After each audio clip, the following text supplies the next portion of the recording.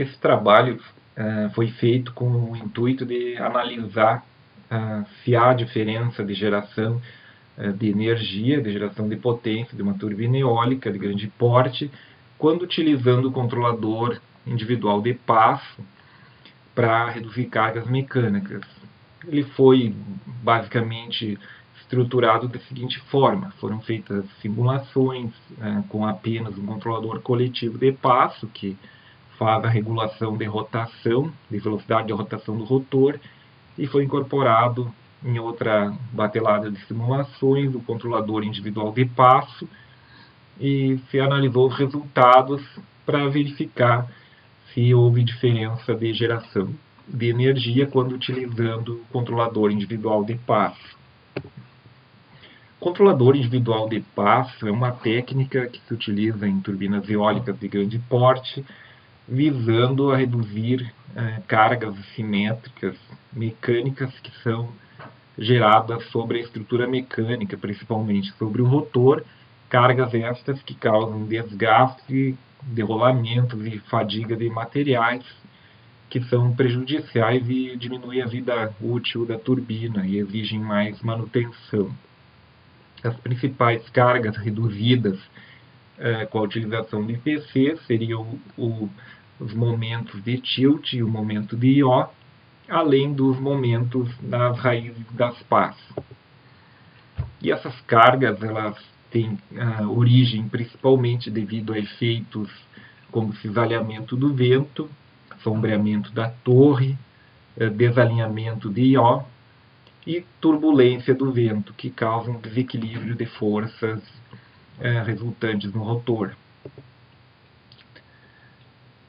O controlador coletivo de passo ele é utilizado principalmente na região 3, na região de operação da turbina eólica 3, na qual o vento está acima da velocidade de geração nominal, portanto eu tenho vento em excesso, e as 3 pás são manipuladas, são controladas coletivamente, de forma a alterar a eficiência aerodinâmica delas, a captação de energia é alterada, e eu regulo assim a rotação, a velocidade de rotação do rotor.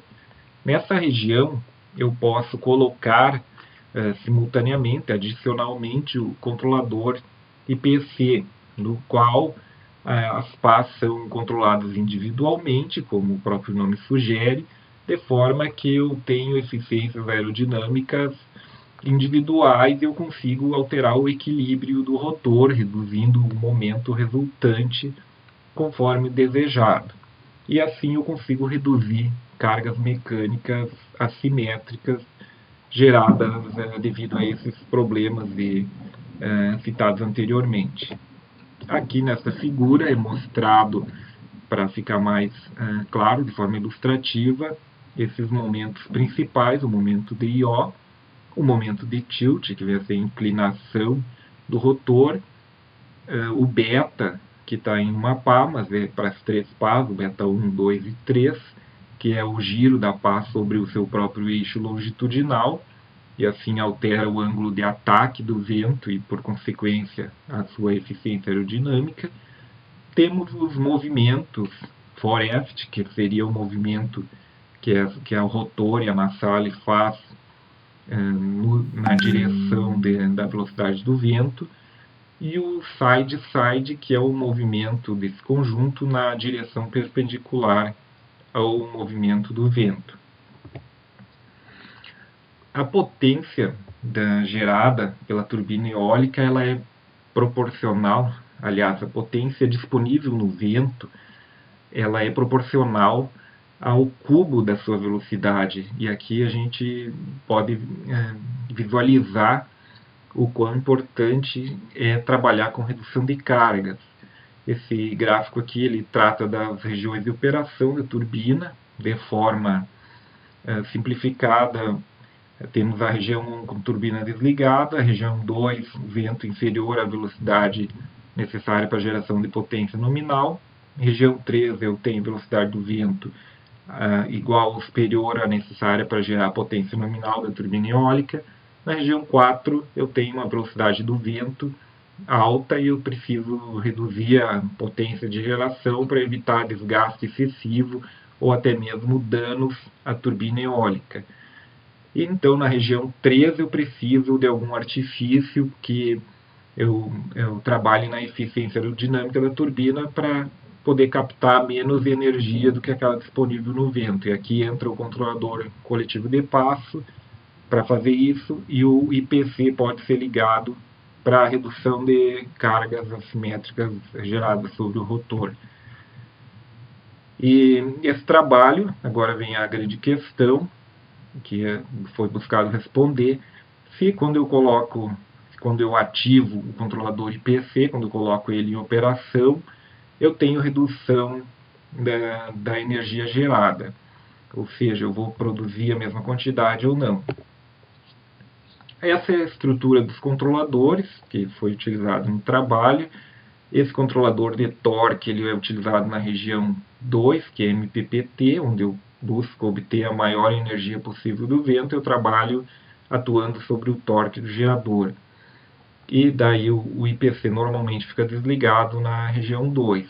Esse controlador de velocidade ele trabalha na região 3, na qual eu atuo sobre o ângulo de passo de forma coletiva, nas 3 passes simultaneamente, para regular a rotação, e eu somo a demanda gerada pelo IPC, que também é normalmente ativo na região 3. Essa parte aqui do IPC, ele é somada à demanda coletiva, as demandas individuais de passo, beta 1, beta 2 e beta 3, para eu fazer o equilíbrio da simetria do rotor. Esse GB1, GB2, GB3 são os modelos do sistema atuador de passo das pás, e o beta 1, beta 2 e beta 3 são os ângulos de passo das pás propriamente dito. Aqui eu tenho o bloco do software FAST, que simula a turbina eólica, e a saída de dados que eu utilizo na realimentação. O controlador coletivo foi empregado um controlador tipo PI, que trabalha com o erro de rotação, de referência menos a velocidade do rotor, e gera uma demanda de passo coletiva. E o IPC foi baseado num controlador robusto por um modelo de referência, um RMHAC, que trabalha sobre a leitura dos momentos individuais das pás, na raiz delas, e essa estrutura contém um sistema de conversão de 3 eixos, que são 3 pás, para um sistema de 2 eixos, por meio da transformação de Coleman. E o controlador vai atuar sobre esses 2 eixos com o intuito de reduzir esses valores médios de cargas. E a saída desse controlador ela é convertida para o sistema de 3 eixos novamente através da transformação de Coleman inversa. Aqui é o diagrama de blocos dessa estrutura de controlador. A entrada são os momentos MYB de cada pá, que é o momento flap wave. Esse momento ele é convertido para o sistema de coordenadas de pá fixo, que considera aqui o ângulo de passo da pá. Após esses momentos de cada uma das pás, que são 3, são convertidos para o sistema de 2 coordenadas pela transformação de Coleman, que leva em conta o ângulo de azimuth, que é o ângulo da posição da pá, ao longo de uma rotação. Os valores são escalonados aqui pelos escalares, passam pelo controlador, depois é feita a transformação inversa, e essa demanda é adicionada ao coletivo, que é o beta C, e atravessa pelo modelo do sistema atuador de passo, e eu tenho beta 1, 2, 3, que são os ângulos de passo reais da pá. Aqui eu tenho as equações da transformação de Coleman direta e inversa, e a equação do modelo do atuador de passo aqui à direita. E as equações do controlador RMHAC, que é o controlador empregado para a função do IPC, e sendo que a planta foi modelada, considerada como sendo 2 eixos principais, o direto seria o direto e quadratura, falando em linguagem de máquinas, porém com um acoplamento entre esses eixos. Esse acoplamento ele é indesejado, porém ele existe, e eu preciso que o controlador tenha capacidade de tolerar esse acoplamento e se manter robusto mesmo assim. As simulações que foram feitas, elas tiveram por base essas faixas de turbulência, desde 0 até 18%, com ventos, séries de vento Kaimal, gerada com o software TurbiSim. Para cada turbulência desta, foram geradas séries de vento a partir da região 2 até o final da região 3, espaçadas de 0,5 metro por segundo de velocidade, e realizadas as simulações para o controlador CPC somente, e outra série de simulações utilizando o controlador IPC junto ao coletivo. O modelo de turbina foi o teste 13, que é uma distribuição que vem junto com o software FAST, que é uma turbina de 1,5 MB de potência nominal, com rotor de diâmetro de 70 metros e velocidade do rotor nominal de 2,1 radianos por segundo.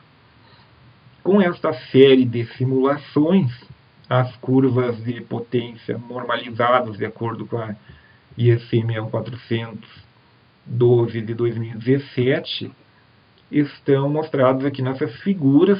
Cada curva é para uma intensidade de turbulência de 0 até 18, que estão marcadas aqui, para o controlador coletivo, e quando for utilizado o IPC, é mostrado aqui bastante semelhante visualmente, sendo as equações utilizadas para fazer essas curvas são mostradas aqui, conforme a norma, e aqui o comparativo das curvas de potência. Com o controlador coletivo, somente a curva azul, ela obteve uma geração de potência na região nominal um pouco acima de quando o IPC foi ativado. Houve uma pequena redução na geração de potência. Porém, com o controlador IPC ativo, os momentos principais, o momento de tilt e o de IO, mostrados aqui na figura, foram bastante reduzidos, significativamente reduzidos. Tanto um quanto o outro aqui é mostrado para um exemplo no caso de uma velocidade do vento. E aqui também, da mesma forma, o momento na raiz da pá, que é mostrado só da pá 1, porque as outras são bastante semelhantes. No caso, na frequência de 1P, esse momento que aparece em azul quando é utilizado apenas o coletivo, utilizando o IPC, ele é reduzido bastante, de forma muito significativa, o que é muito importante. Assim, as conclusões que nós chegamos, e claro, esse trabalho é um estudo preliminar desse comportamento utilizando o IPC. Nós entendemos que a utilização do IPC tende a reduzir um pouco a capacidade de geração na região de operação nominal, porém essa diferença ela possivelmente pode ser eliminada através de ajustes no controlador, que são ideias para os nossos próximos trabalhos. Nós temos já um direcionamento para entender melhor essa possibilidade, criar um meio de equalizar essa atuação do controlador individual de passo. Inclusive é necessário estudar o quanto de energia a mais que eu gasto para atuar nas pás de forma individual e fazer um balanço entre gasto de energia, quanto de energia que eu vou gerar, e durabilidade do material. Quando eu utilizo o IPC, são N variáveis que precisam ser quantificadas, gerar uma forma matemática para automatizar esse ajuste de intensidade do IPC. São itens que estão sendo trabalhados a partir desse trabalho inicial aqui. Então, o trabalho foi feito comparativo. Se vocês têm alguma dúvida, alguma pergunta, estamos à disposição. Pode enviar também por e-mail. O meu e-mail está aqui eletroinf@gmail.com, e o do meu orientador, o professor Humberto. Muito obrigado.